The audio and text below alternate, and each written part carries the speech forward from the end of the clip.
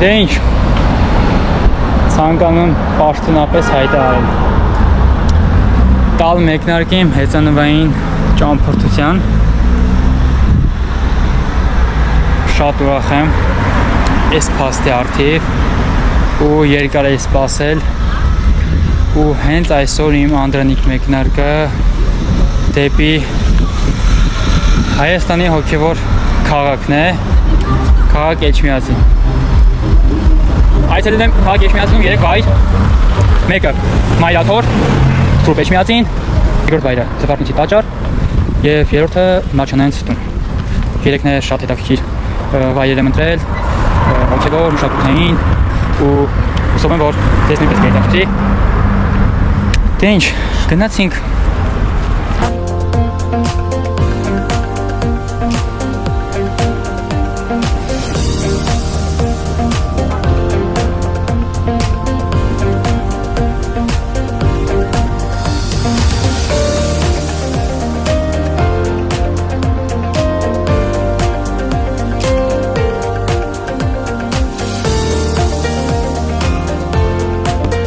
Փաստորեն հեծանիվով չէր թույլատրվում տարածք մուտք գործել այ չգիտեի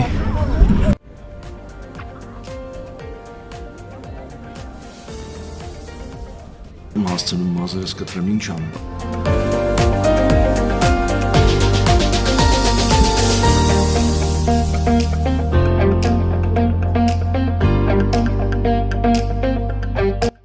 Մի քանի տեղեկություն Մայր տաճարի մասին։ Ուրեմն ըստ Գրիգոր Լուսավորչի նկարագրման նա երազում տեսնում է թե որտեղ է իջնում Հիսուսը ու հենց այդ իջման վայրում էլ որտեղ որ իջնում է Հիսուսը կառուցում է Մայր տաճարը։ Իդեպ կառուցմանը մասնակցում է նաև Տրթատ 3-րդ թագավորը երկուսով Գրիգոր Լուսավորչը եւ Տրթատ 3-րդ թագավորը կառուցում են Մայր տաճարը 303 թվականին։ Ու մինչև այսօր Մայր տաճարը շատ կարևոր դերակատարություն ունի հայ քրիստոնյաների շրջանում։ Դե մի քիչ վայելենք այս մոգական ու շատ հաճելի զգացողությունները ու տեղափոխվենք Զվարթնոցի տաճար։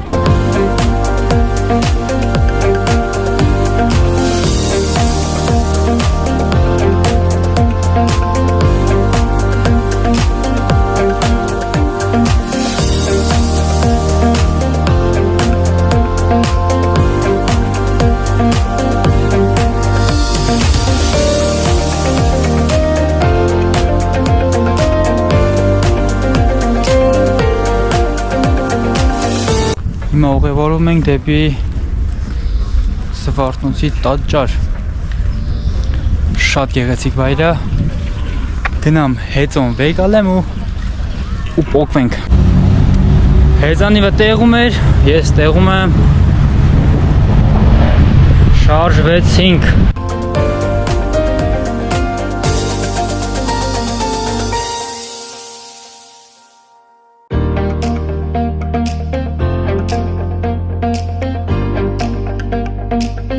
Biscuit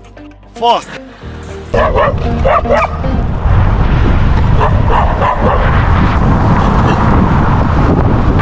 Ուրեմն երթևեկության կանոններից մի քանի խոսք մարդիկ բնութագրում են հեծանիվը ոչ ապահով փոխադրամիջոց ես համաձայն եմ իրենց հետ եթե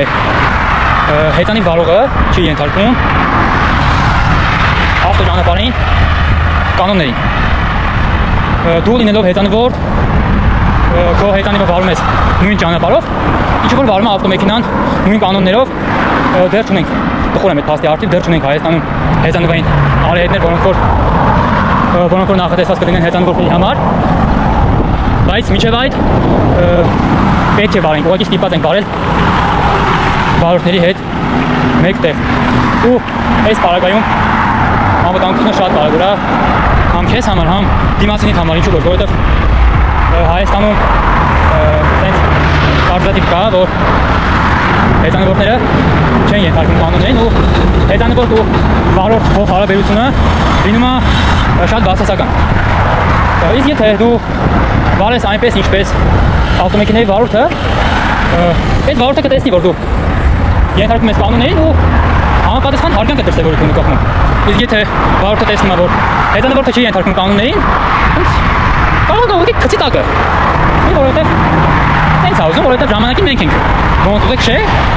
Հիմա ինքը ասում է դե որ տենց է։ Ես էլ եմ ոնց ուզում, ոնց քշում եմ։ Շատ կարևոր է էլի այդ։ Բարով հետանվող հարաբերությունը։ Չէ՞ ցանկանամ որ Հայաստանում զարգանա միջև այնքան հեծանվային երթևեկությունը, որ այդ խնդիրներից խուսափենք էլի։ Այդպես ես արդեն հասել եմ տեղ, Սվարթնոցի տաճար։ Հիմա տեսնենք, մտքորտենք, մոտենանք, տեսնենք ինչպես է կարգը, ոնց է։ Բախտավոր եմ, ինչ խոսք։ Պարզվեց մուտքը հիմնականում տոմսերով է լինում։ Իդեպ ամեն տոմս 1500 դրամ մուտքավճար։ Բայց այսօր մենք օգտվելով թանգարանային գիշերից անվճար ենք մուտք գործում։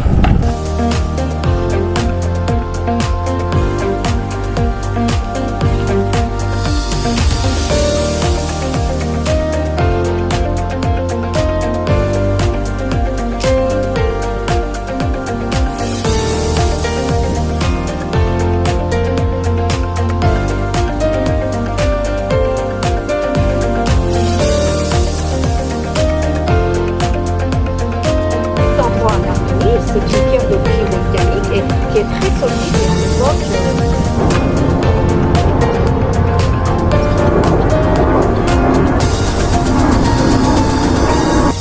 Dieser Vertiefung. Und bekäme man das. Des aigles tout entiers et des aigles découpés. Ուրեմն Սվարթնոց տաճարը այն եզակի կառույցներից է, որ շատ օտարազգի եւ հայազգի մասնագետներ, ուսումնասիրողներ անդրադարձել են եւ ըստ պատմիչ Սեբիոսի վկայության, որն է Սուրբ Գրիգոր Լուսավորչի եւ Տրդատորդ թագավորի հանդիպան վայրում կառուցվել է հենց այս տաճարը։ Սուրբ Գրիգոր Լուսավորիչը Տրդատորդը հանդիպել են այս վայրում եւ տաճարը կառուցվել է հենց այստեղ։ Եվ իրենց հանդիպումից հետո տարածքում կառուցվել է եկեղեցի, որը անվանակոչել են Զվարթնոց, ըստ պատմիչ Սեբիոսի վկայության։ Ինչու Զվարթնոց, որովհետև Սուրբ Գրիգոր Լուսավորիչը իր երազներից մեկում տեսնում է հրեշտակներ եւ ըստ այդ հրեշտակների պատվին էլ կոչվում է Զվարթնոց, որը հենց թարգմանությամբ նշանակում է հրեշտակ։ Տենց շատ հետաքրքիր ու շատ պատմական վայր է Զվարթնոցը եւ նաեւ տեսնում ենք, որ շատ օտարազգի զբոսաշրջիկներ հետաքրքրված են, այցելում են, տեսնում են, լսում են, որը շատ գովելի է իհարկե։ Տեղը մենք ավարտեցինք, մի փոքրիկ տեղեկություններ տա Զվարթնոց տաճարի մասին։ Գնում ենք դեպի Մաչանենց տուն։ Մի քանի րոպեից կլինենք տեղում։ Գնացինք։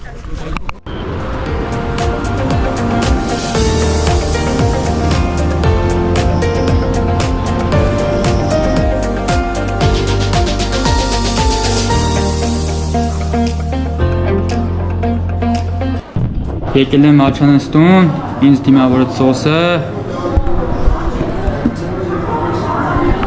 սոսը էստեղի գինիների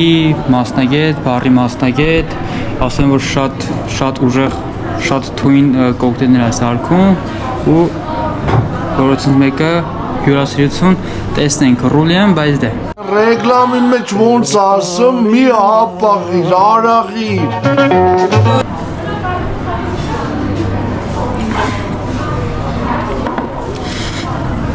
Mən պիտի ասեմ սա ինչ է։ Քեզ կոկտեյլ շոկ։ Չոր գիտեք ինչ համ եմ առնում։ Չոր բարսկական հա, չորացրած լայմի ինչ որ չորացրած լայմի խմիչք է։ Զգացիք։ Ինչի հենց մաչալ, քանի որ այնտեղի բարբարով էին ասում, մաչելուն, մաչել։ Այդտեղից առաջացավ թե պապիկի տողմանունը, այնուհետև ամբողջ մեր կենտրոնի տողմանունը, առհասարակ իրենց ամբողջ ճաշկի տողմանունը մնաց Մաչանից։ Եվ այդպես մեր կենտրոնը հենց այդպես կոչեց։ Պաչիկների տանն են գտնվում։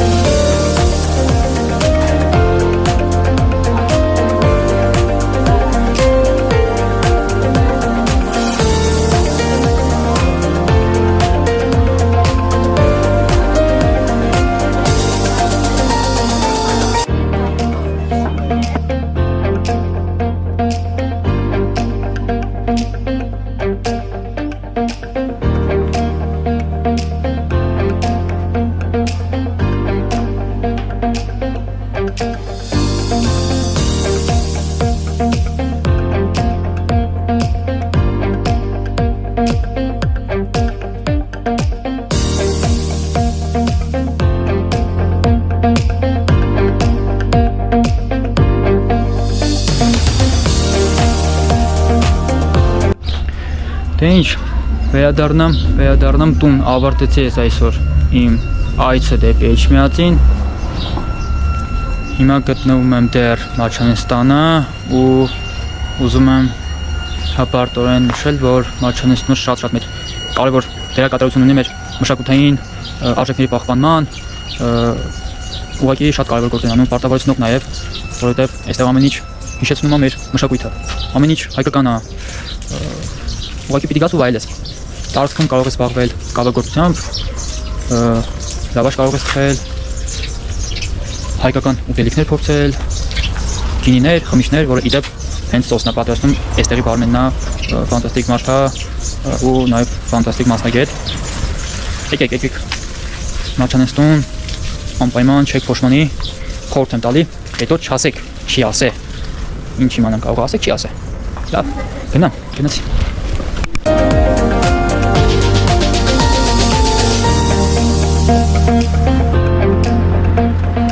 Հիմա ֆենոմենալ հիշողությամբ այս երիտասարդը ձեր աչքի առջև կխմի մեկ դուլ ջուր։ Всё, այսքանը։